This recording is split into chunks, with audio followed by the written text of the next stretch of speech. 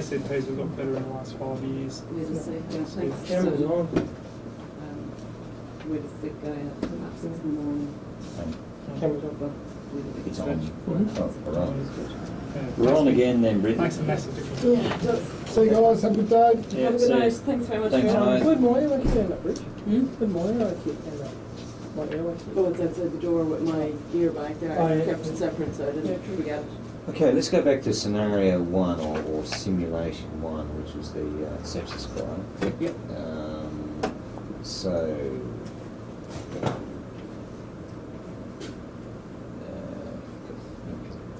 what are the risks associated with PEEP in a patient like that, the sepsis patient that is? PEEP is positive end expiratory pressure. So if you're a ventilating patient like that, PEEP increases the risk of gastric filling, air filling the stomach, and splinting the diaphragm, making him more likely to vomit and potentially aspirate, and possibly affecting his preload and further reducing his blood pressure. How does that happen? The increased intrathoracic pressure. Good. Okay. And the, Compromise event. Yeah. Anything else? Anything else about PEEP or any other complicating factors or risks?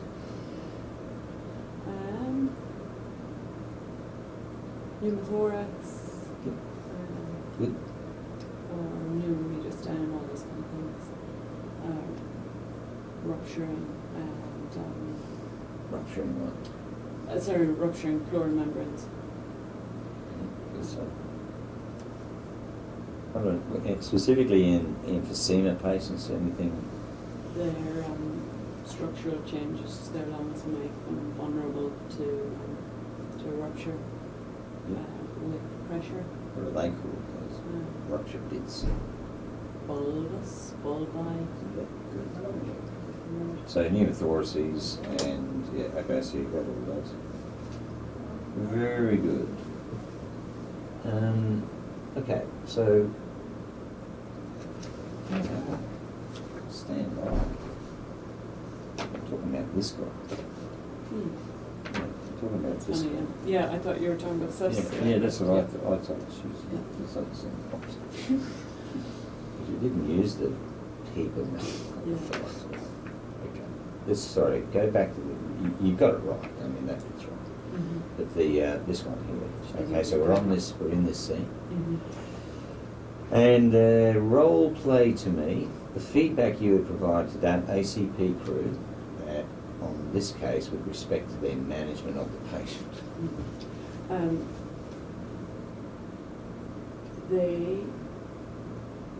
I understand they were So you're just talking to me. Yes, I'm You're talking to you, feedbacking to me. I actually gave him a GTN as we basically came in the door, and I got a quick blood pressure and gave him GTN. Yeah, I understand you're only just on scene and that you hadn't had an opportunity to gather a huge amount of information or do a full assessment.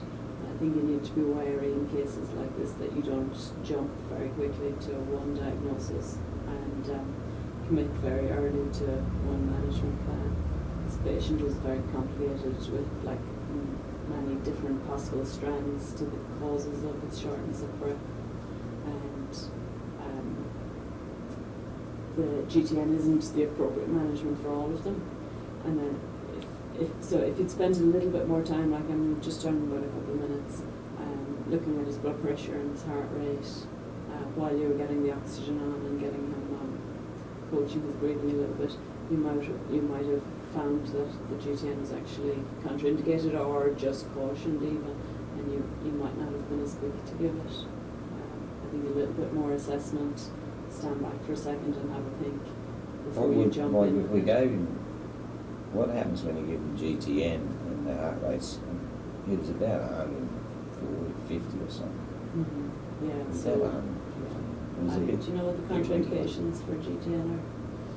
Well, we didn't really ask that, we were just chasing the API. The ones that you need to check off in your head are the patient's heart rate and their blood pressure. So, like if his heart rate was 150, then GTN would be contraindicated. What happens? So what happens to the patient, you mean? What would happen if I gave GTN and heart rate's attack is 150? too.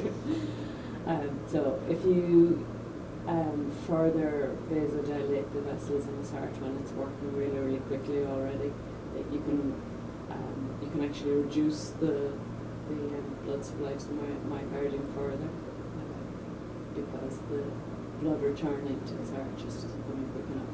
Oh, it's hard to do. So that could make his heart fail, or you know, worst case scenario could even trigger a worse arrhythmia like a VT or a VF. And it'll drop his blood pressure further when it's only just clinging on with the rate it's got. Mm.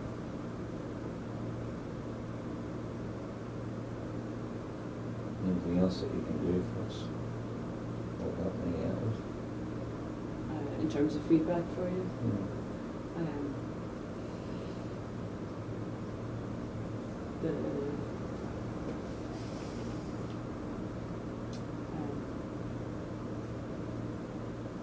aside from that, getting some, carrying on with your own role, getting some history from the family and getting information about his medications and all that would be really helpful if management is continuing but you're not busy at the time. It's good to carry on with your own job instead of just waiting for me to give instructions. Okay. David? Yeah.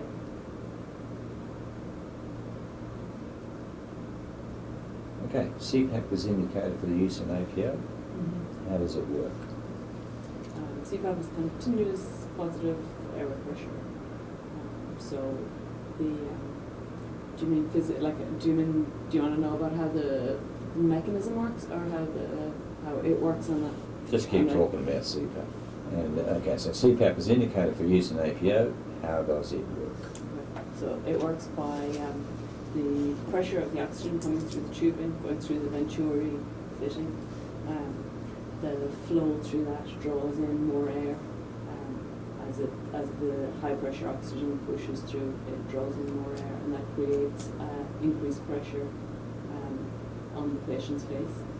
So the patient inspires, they breathe in, and they take that air in, and the oxygen and the extra air that's available for them to take in. So that they take that in as normal. That isn't affected by CPAP.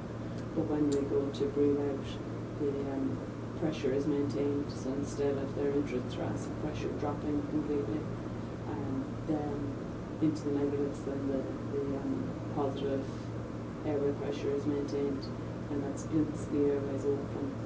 It splits the alveoli open and forces any excess fluid that's sitting in the alveoli back into the circulation system. And that pressure is exerted on the fluid is higher than like osmotic pressure, so it pushes it back into the circulation system, and that reduces the edema in the chest, and it decreases the patient's work of breathing by the splinting. Okay. So what's it do with the oxygen? That forces the oxygen to be delivered right down into the chest, into the alveoli, instead of occupying dead space. So it delivers more oxygen, so it delivers the oxygen more effectively. Something you mentioned.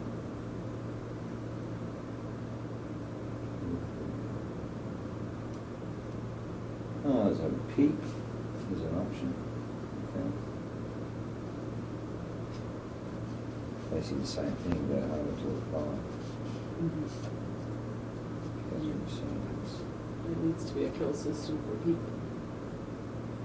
State whether you would thrombolyse a patient if they presented with a classic cardiac chest pain and had this ECG.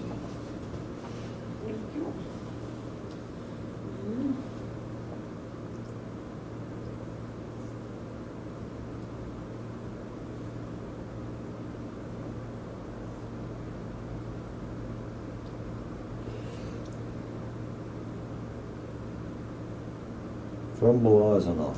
No.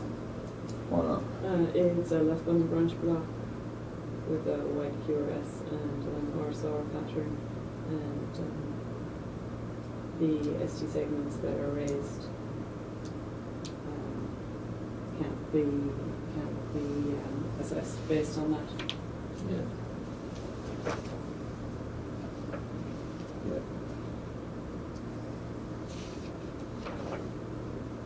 What about this one? Would you formalize this?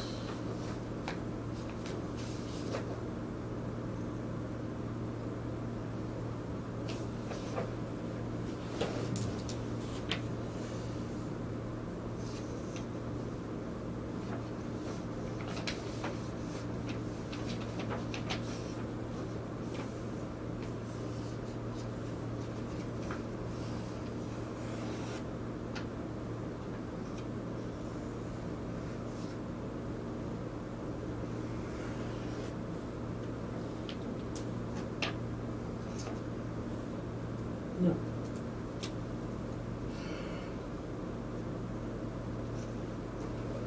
Okay.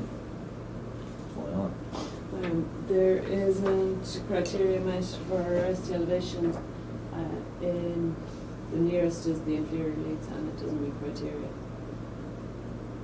Cool. None of the facing leads have got this elevation. This one.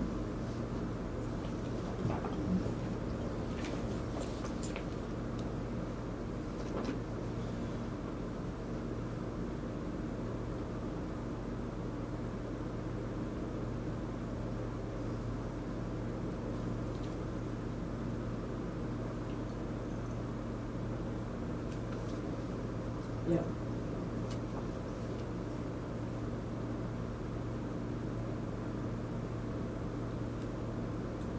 Yeah, I'd normalize that.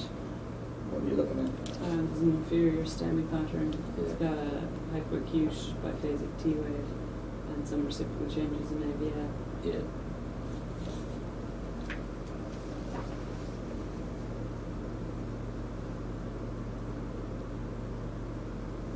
Yeah. That's it. That's it for that bit.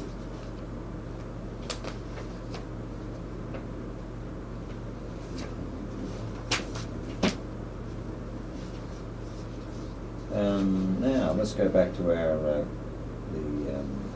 the septic guy who's on the floor. Managing the IO fluids and some adrenaline.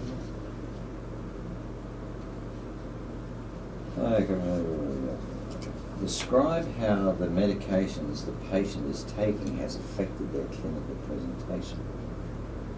Remember what they were on? No. They were on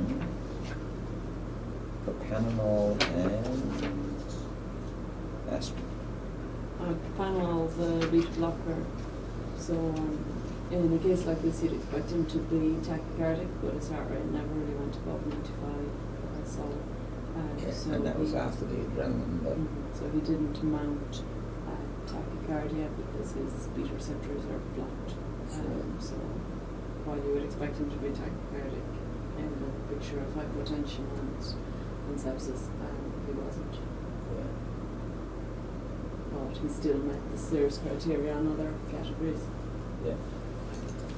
Okay, that's easy. If the patient was unresponsive to fluid administration, would adrenaline assist with reducing shock? If he is unresponsive to fluid, he's worse than severe sepsis. So there's sepsis and severe sepsis and septic shock is where they're unresponsive to fluid loading, and inotropic support is required at that point. So yes, hopefully he will respond, and it is indicated. So if the patient was unresponsive to fluid, would adrenaline assist in reducing shock? Would it? Would it assist in reducing the shock level?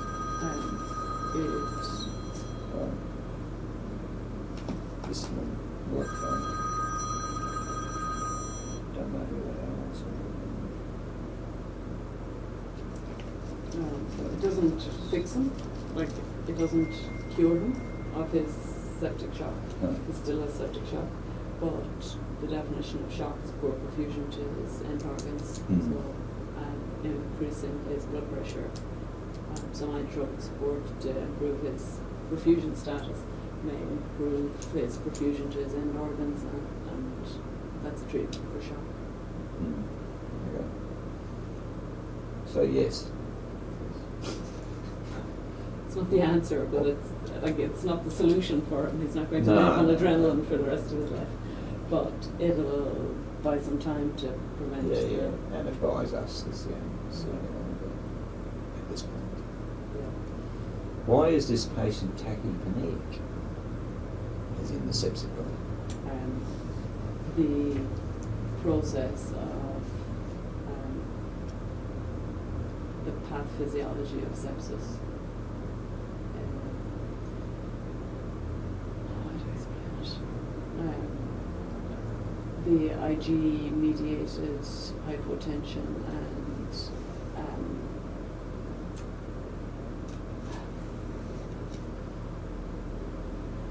I'm just trying to work this quickly. So his shock is in the